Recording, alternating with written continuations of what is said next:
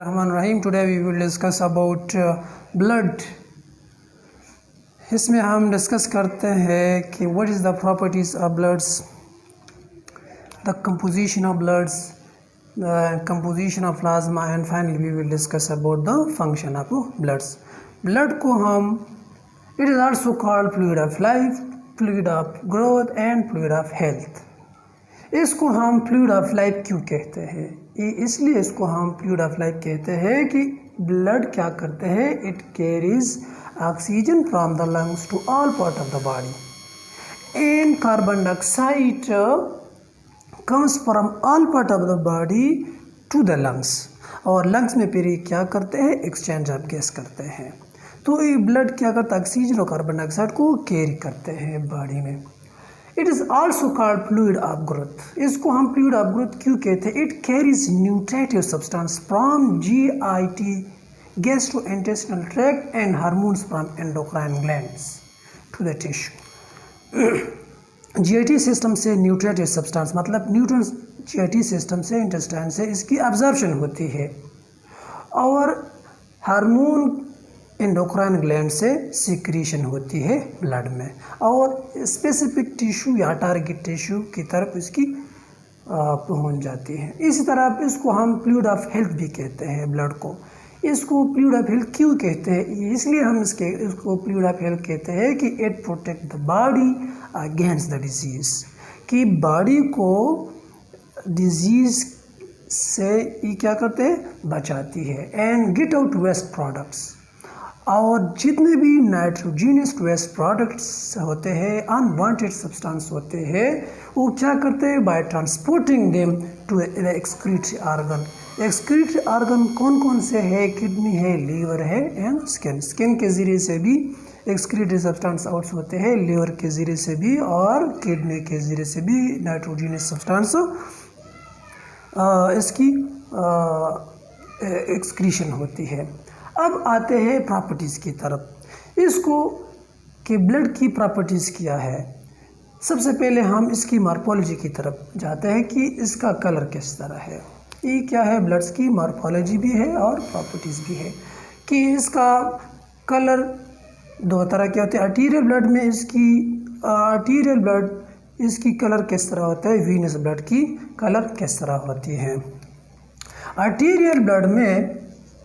Arterial blood में इसकी colour Scarlett red होती है, और वीनस में इसकी कलर पर्पल रेड होती है। अब इसी तरह इसकी वॉल्यूम कितना है, एडल्ट में average volume of the blood कितना होता है, 5 लीटर्स होते हैं इन मेल में। अगर फीमेल की बात करें तो फीमेल एडल्ट में इसकी एवरेज कितनी होती है, और इस कितनी वॉल्यूम होती है, 4.5 लीटर। इस तरह जब न्यू बॉर्न बेबीज़, जब बच्चा पैदा होती है, इसमें कितने वॉल्यूम ऑफ ब्लड प्रेजेंस होती है, उसमें 450 ml of blood present in the new born babies. इसकी अगर ब्लड का बॉडी के साथ इसकी अगर कंपैरिजन किया जाए तो 8% ऑफ द ब्लड क्या करते हैं, ये टोटल बॉडी वेट के लिहाज इसकी क्या करते, it is about 8% of the total body weight. Blood का pH ऑफ द ब्लड कितना होता है? pH of the blood slightly alkaline in natures होती है, and it's pH is 7.4। Blood का जो pH लेवल है वो कितना है, 7.4 है, और ये स्लाइटली अल्कालाइन इन नेचर्स होती है। Viscosity of the blood, viscosity blood is 5 times more viscous than water. क्यों ये मोर विस्कस है? Due to the RBC and plasma protein के ज़रिए से ये क्या मोर विस्कस होती है। अब आते हैं कंपोजिशन ऑफ ब्लड। ब्लड की compositions, blood is composed of 2 parts, blood cells and plasma cells. Blood cells को हम पॉन एलिमेंट्स भी कहते हैं। ब्लड सेल्स की परसेंटेज 45% होती है, प्लाज्मा की परसेंटेज 55% होती है। ब्लड सेल्स में 3 types of blood cells presence होती है। रेड ब्लड सेल्स, इसको हम एरिथ्रोसाइट्स कहते हैं, वाइट ब्लड सेल को हम ल्यूकोसाइट कहते हैं, प्लेटलेट्स को हम थ्रोम्बोसाइट्स कहते हैं। अच्छा, एक ट्यूब है, इस ट्यूब में ब्लड लिया गया है अगर इसको हम ब्लड को और प्लाज्मा को अगर हम सेपरेट करते हैं तो इस ट्यूब जो है सेंट्रीफ्यूज में डालकर और इसकी जो मेथड्स होती है, जो प्रोसीजर्स होती है, ब्लड को प्लाज्मा से सेंट्रीफ्यूज के ज़रिए से अलग किया जाता है। तो इसमें 3 तरह के लेयर्स बन जाते हैं। जो फर्स्ट लेयर जो सेटल डाउन इन पोजीशंस में होती है उसमें आपके पास आरबीसीज होती है, और जो एक स्मॉल लाइन में जो इसको हम बपी कोट्स कहते हैं, इसमें 2 किस्म के सेल्स मौजूद होते हैं, वाइट ब्लड सेल और प्लेटलेट प्रेजेंस होते हैं। और जो ऊपर वाला हिस्सा कलरलेस पार्ट जो होती है उसको हम प्लाज्मा कहते हैं। जो आरबीसी होती है जो सेटल डाउन में इसकी वेट ज़्यादा हो, उस वेट की वजह से आरबीसी सेटल डाउन पोजीशंस में आ जाती है और ट्यूब के तह तक वो आ जाती है। उसमें अगर रेड ब्लड सेल की परसेंटेज लेस देन 45% आ जाए उसको हम एनीमिया कहते हैं। अगर आरबीसी का परसेंटेज मोर देन 45% आ जाए उसको हम पॉलीसाइथीमिया कहते हैं। अगर मतलब इसका मतलब ये है कि रेड ब्लड सेल का अकाउंट बॉडी में अगर 45% से कम हो तो इसको हम एनीमिया कहते हैं। अगर इसकी बॉडी में एचबी का लेवल या रेड ब्लड सेल का परसेंटेज 45% से ज़्यादा आ जाए उसको हम क्या कहते हैं, पॉलीसाइथीमिया। पॉलीसाइथीमिया मतलब इसका मतलब ये है कि इसमें रेड ब्लड सेल की अकाउंट बहुत ज़्यादा होती है। अब आते हैं जो एक स्मॉल लाइन, उसको हम बपी कोट कहते हैं। उस बपी कोट्स में 2 तरह के सेल्स मौजूद होते हैं, वाइट ब्लड सेल और प्लेटलेट्स। वाइट ब्लड सेल का जो नॉर्मल रेंज होता है वो कितना है, 4000 and 4800 to 11,000।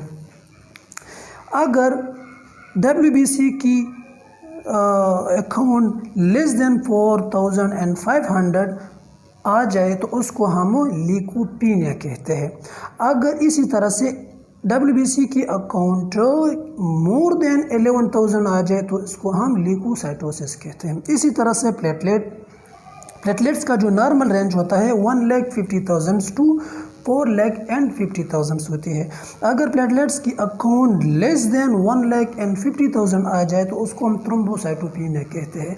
इसी तरह से अगर इसकी प्लेटलेट की अकाउंट 4,50,000 से ज़्यादा आ जाए उसको हम थ्रोम्बोसाइटोसिस कहते हैं। अब आते हैं प्लाज्मा की तरफ। प्लाज्मा को हम यहाँ पर एक्सप्लेन करते हैं। कंपोजिशन ऑफ प्लाज्मा में plasma composed of 3 parts, water, solid and gas. Water कितने परसेंट प्लाज्मा में कितने परसेंट होते हैं, वो 90 से लेकर 92% ये वाटर पर मुश्तमिल होता है। और इसमें गैस कौन कौन से इसमें प्रेजेंस होते हैं, oxygen, carbon dioxide and nitrogen, ये 3 किस्म के गैस इसमें प्रेजेंस होते हैं। सॉलिड कितने परसेंट इसमें मौजूद होते, 7 to 8% plasma is composed. Solid के फिर 2 तरह के होते हैं, ऑर्गेनिक सब्सटेंस और इनऑर्गेनिक सब्सटेंस। सॉलिड में ये सब्सटेंस प्रेजेंट होता है। ऑर्गेनिक सब्सटेंस में प्लाज्मा प्रोटीन आती है, अमाइनो एसिड आती है, कार्बोहाइड्रेट्स आती है, फैट्स आती है, हार्मोन्स, एंजाइम, नाइट्रोजनस सब्सटेंस। ई सब्सटेंस ऑर्गेनिक, ई क्या है, ऑर्गेनिक सब्सटेंस है। प्लाज्मा में मुख्तलिफ़ किस्म, प्लाज्मा प्रोटीन में भी और मुख्तलिफ़ किस्म के प्रोटीन मौजूद। अमाइनो एसिड में essential amino acid, non essential amino acid, carbohydrate में ग्लूकोज, गैलेक्टोज, फ्रक्टोज, ये चीज़ आ जाती है। फैट्स इसमें मुख्तलिफ़ किस्म के फैटी एसिड और ग्लाइसरोल, ये चीज़ आ जाती हैं। हार्मोन्स मुख्तलिफ़ किस्म के हार्मोन्स है, ये आती है। एंजाइम और नाइट्रोजन है। इनऑर्गेनिक सब्सटेंस, इनऑर्गेनिक सब्सटेंस में सोडियम आते हैं, calcium, potassium, magnesium, bicarbonate, iron, iodine and phosphate, ये आते हैं। ये भी क्या ब्लड में प्रेजेंट्स होती है और ब्लड में फिर को किस हिस्से में पर ये प्लाज्मा में प्रेजेंट्स होते हैं और plasma is also present in the blood. अब आते हैं फंक्शन ऑफ ब्लड की तरफ कि ब्लड का फंक्शन क्या है। फंक्शन ऑफ ब्लड्स में first of all nutritive functions. Nutritive function इसलिए ये बहुत ज़रूरी है कि ये क्या करते हैं, हमें body growth and production of energy करते हैं।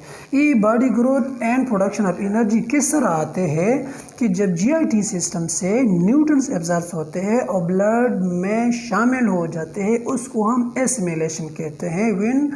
when the body part become a part of the body, when a body we can say कि जब न्यूट्रॉन्स का बॉडी का हिस्सा बन जाए उसको हम एसिमिलेशन कहते हैं। तो वो हिस्सा कि फिर ये हमें क्या प्रोवाइड करते हैं, बॉडी ग्रोथ करती है इसके ज़रिए से और प्रोडक्शन ऑफ एनर्जी करते हैं। इसी तरह से रेस्पिरेटरी फंक्शन क्या करती है कि ब्लड में एक्सचेंज ऑफ गैसेस होती है, ऑक्सीजन और कार्बन डाइऑक्साइड की एक्सचेंज ऑफ गैसेस होती है। तो ये भी कहाँ पर होती है, ब्लड में एक्सचेंज ऑफ गैसेस होती है और कहाँ पर होती है, लंग्स में। तो एक्सक्रीटरी फंक्शन भी है इसका। तो एक्सक्रीटरी फंक्शन जितनी भी नाइट्रोजनस वेस्ट सब्सटेंस होती है, मतलब अमोनिया है, क्रिएटिनिन है, यूरिया, यूरिक एसिड है, ये क्या है, एक्सक्रीट या नाइट्रोजनस सब्सटेंस होते हैं। ये वेस्ट सब्सटेंस या अनवांटेड सब्सटेंस है। इसकी एक्सक्रीशन जो है स्किन के ज़रिए, लीवर के ज़रिए, किडनी के ज़रिए होती है।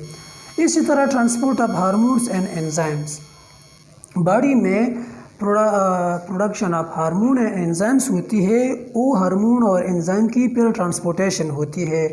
कहाँ पर ट्रांसपोर्टेशन है, टारगेट टिश्यू या टारगेट सेल की तरफ इसकी ट्रांसपोर्टेशन होती है। इसी तरह regulation of water balance, blood के ज़रिए से वाटर की भी क्या होते हैं, रेगुलेशन होती है जो कि बैलेंस प्रोवाइड करती है। तो ये वाटर कहाँ पर एब्जॉर्प्शन, ये भी इस जीआईटी सिस्टम से एब्जॉर्ब होती है और फिर बॉडी का हिस्सा बन जाती है। इसी तरह से regulation of acid base balance, acid base balance भी इसकी रेगुलेशन होती है। Plasma protein and haemoglobin act as a buffer, इसके ज़रिए से फिर एसिड बेस बैलेंस की रेगुलेशन होती है। स्टोरेज फंक्शन, ये भी ब्लड का एक फंक्शंस होती है।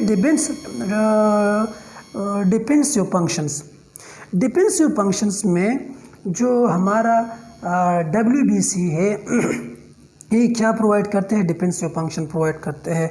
इसमें न्यूट्रोफिल या मोनोसाइट जो है ना, ये क्या करते हैं, engulf of bacteria by the process of phagocytosis करते हैं। इसी तरह से लिम्फोसाइट ये क्या करते हैं, it is involve in the development of a body immunity, body immunity को क्या करते हैं, डेवलप करती है। और इज़िनोफिल का काम क्या होता है, it is responsible for the detoxification and disintegration of the antigen and bacteria वगैरह, इसकी क्या वो करती है। So thank you for watching this videos.